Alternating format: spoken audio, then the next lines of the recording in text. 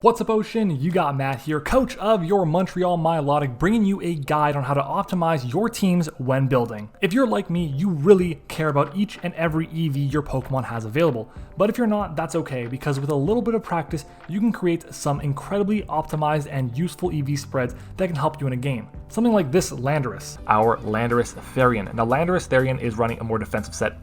This Urshifu, our Urshifu here. Urshifu is a really cool set this week with Drain Punch, Thunder Punch, Substitute, and Bulk Up. Or even this Kyurem, or Kyurem here with one of the weirdest EV spreads I've ever run. We got 68 in HP, 84 in attack, 148 in defense with a negative nature in defense, 132 special attack with a boosting nature, and 76 in speed. Whether you're a Draft League veteran or a brand new member of the Draft League community, this video has something for you. And if that sounds interesting, then make sure to stick around and subscribe for more competitive Pokemon content and guides. Also, let's see if we can reach our like goal of 50 likes on today's video.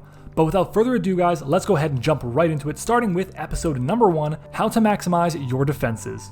Defenses, or bulk, is categorized in 3 stats: HP, defense, and special defense. But you have to take into consideration items, abilities, entry hazards, status conditions, move pools when considering your investments into these 3 stats. Our Diancie here. Now, Diancie was the reason why Urshifu never hit the field. In all 3 mocks, it swept. It just came out and swept.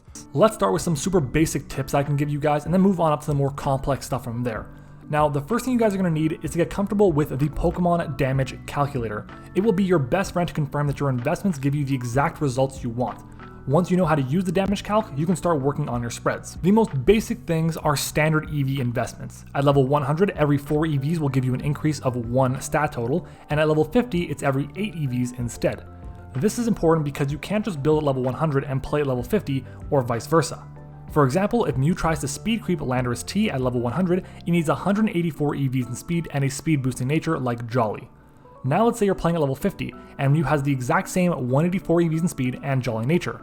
Mew will actually speed title Landorus with that investment, meaning you can't even guarantee you're going to outspeed it, and that can cost you an entire game. The whole point I'm trying to make is that you have to prepare your EVs and do your calcs at the level you're going to be playing at. For the rest of this video, all calcs will be done at level 50 because I usually play on Wi-Fi at level 50, but this also applies to level 100 as well. So how does all that relate to bulk? Well, let's start with HP. It is arguably the most important stat in your bulk. 95% of the time, you want to run a Pokemon with an odd HP stat. The biggest reason is to come in an extra time on entry hazards. As an example, Volcarona takes 50% damage from Stealth Rocks due to being Fire and Bug. With no HP investment, Volcarona reaches 160 HP, so it takes 80 HP from Rocks entry, meaning it can only come in on Rocks once before it faints. Now, if you give it 4 EVs in HP, its HP stat is now at 161, meaning 50% of that is 80.5 HP, and because Pokemon rounds down on non-whole numbers, Stealth Rocks will actually only do 80 HP, meaning after your second entry on Stealth Rocks, Volcarona will survive on 1 HP, which can make the difference between setting up a sweep, getting an easy KO, or winning and losing the game. How does that differ when a Pokemon takes 25% from Rocks? Well, you still want to have an odd HP stat, but again, let's do the math. Take Incineroar. 244 HP gives it 201 HP, meaning it takes 50 HP every time it enters in on Rocks. With 228 EVs, it reaches 199 HP, meaning it takes 49 HP every time it comes in on Rocks. Therefore, after 4 rounds of Rocks, you'll be left with 3 HP compared to 1 HP if you had 201 HP. Now let's be honest, are those 2 points in HP going to make the biggest difference? Probably not. Why though? Well, at 3 HP overall, are you going to be taking any hits? No, but at 201 HP, you can. Just as an example, with an HP stat of 201, you might be taking 50 HP from Rocks, but you're also guaranteed to take 2 Adamant Dragon Claws from Salamence. Since that D-Claw can do a maximum of 100 HP, and with 199 HP, that means there's a small chance to KO. It's a small chance, but a chance nonetheless. These things are important to consider. For the time being, let's say that 201 HP is going to be the best HP stat for Incineroar in this matchup. Now, the calcs change slightly depending on if you're taking 1/8, 1/16, or 1/32 for certain types of damage you're taking from hazards, but it's super slight that there isn't really enough of a reason for me to go in depth on. Hazards aren't the only thing when it comes to HP though. There's something like substitutes. If you have a Pokemon with 97 base HP at level 50 or 100 base HP at level 100, then you can invest to guarantee that a substitute won't be broken by a set damage move like Seismic Toss or Nightshade. The math behind that is to have a substitute that is at least 51 or 101 HP depending on your level, of course. So an HP stat that divided by 4 that equals 50 or 100 plus at least 4 in the stat will get it done. It's an extremely simple and very useful way to take advantage of passive Pokemon. Next up, let's look at items, specifically leftovers. Lefties recover back 1/16 of your max HP. Now listen very carefully because this is super important. The golden rule to maximize leftovers recovery is an HP stat that is divisible by 16 plus 1. So let's go back to Incineroar. We had agreed that 201 HP would be the best for Incineroar this matchup based on the Salamence calc. With that HP, it would allow Incineroar to recover back 12 points of HP per turn with leftovers, costing us 244 EVs. If we follow the golden rule, the 16 plus 1 rule, the highest HP stat that we could have while optimizing our HP investment would be 193 HP. The reason is because 192 divided by 16 is a whole number. So 192 plus 1 is 193. This would cost us 180 EVs. So even if we had 180 EVs or 244, we are still gaining back 12 HP with leftovers, but it costs us 64 fewer EVs. That's awesome. It's now 64 EVs that can go towards speed or offense. Oh, wait, now we don't take 2 Adamant Dragon Claws from Salamence. Well, let's fix that first. With 36 EVs in defense and the same 180 EVs in HP, Salamence can't chew a KO Incineroar anymore. So in the end, we still managed to save 28 EVs just by being smart with our investments. Leftovers gives us HP, but other items take away from our HP.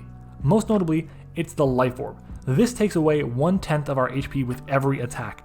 This is even easier to manage than leftovers, but it still depends on the Pokemon you're using. Let's start with the basics. Never, ever, ever, ever, ever, ever have an HP stat that is perfectly divisible by 10 when running a Life Orb. But Matt, what if I can't afford to change around my EVs? Well, then change your IVs. It's not a very common thing to do, but it needs to be something that you have in your back pocket. Here's an example of why you'd want to do that. Let's say you have a Pokemon like Togekiss and you want to run it offensively. Max speed timid to speed tie other base 80s, max special attack and a Life Orb for the most damage possible, and 4 EVs left over. But where to put it? Well, your HP stat is 160, so obviously it's going to HP, right? Making it 161. Well, let's talk about it. Option 1, let's add the 4 EVs to HP, giving it 161 HP.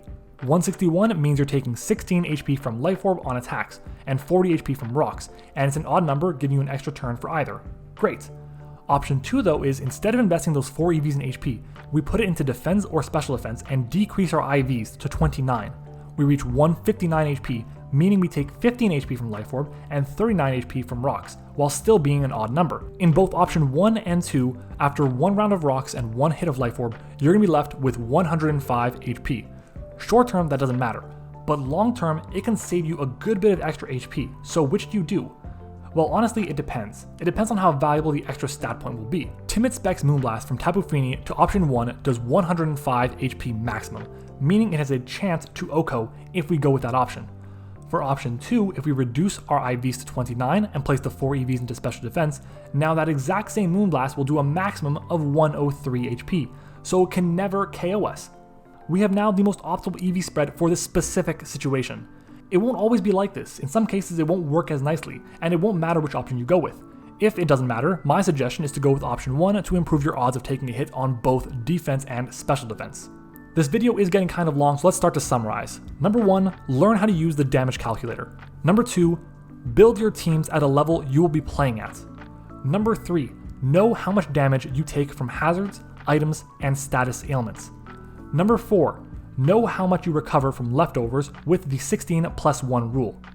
And number 5, be aware of your nature. This is something I'm going to cover more in the next video I'm going to post on speed creeping, so keep an eye out for that.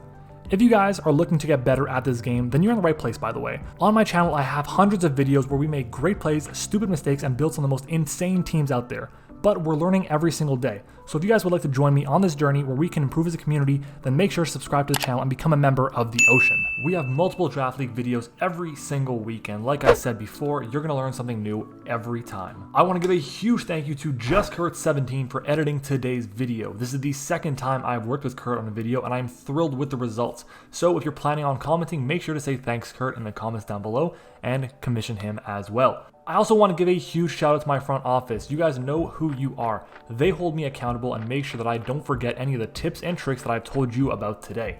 Having a person or group of people take a look at your team before playing is incredibly helpful, so thank you to you all. And if you guys are looking to join a community, check out my Discord server, The Ocean, where you can ask for help with drafts, participate in speed tours, and monthly community events. It is a ton of fun. If you enjoyed this video, do me a massive favor, guys. Leave a like on the video and comment your thoughts on it down below. Also, let me know if you guys have any tips and tricks for people to start drafting as well. We're on the road to our end of year goal. Our end of year goal is 5,000 subscribers. We're hoping to get to 2,000 first, baby steps. So if you guys haven't already, make sure to subscribe. Thank you all for watching. I hope you enjoyed the video. And as always, I will see you guys next time.